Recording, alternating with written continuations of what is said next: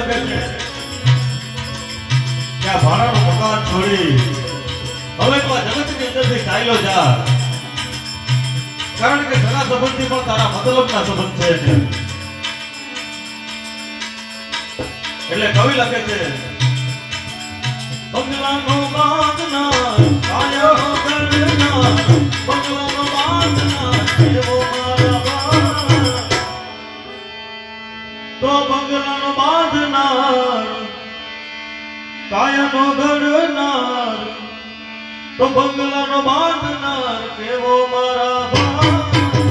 મારુતિ બંગલો કોણે રે બનાવ્યો, મારુતિ બંગલો કોણે રે બનાવ્યો.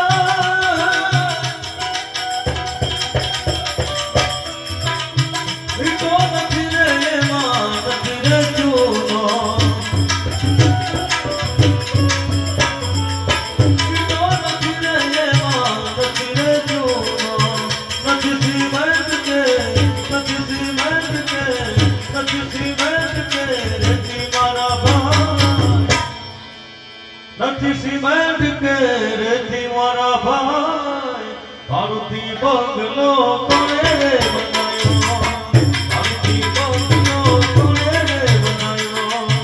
બંગલાનો બાંધનાર કાયાનો ઘડનાર, બંગલાનો બાંધનાર કેવો મારા ભાઈ, મારુતિ બંગલો કોણે રે બનાવ્યો, મારુતિ બંગલો કોણે રે બનાવ્યો.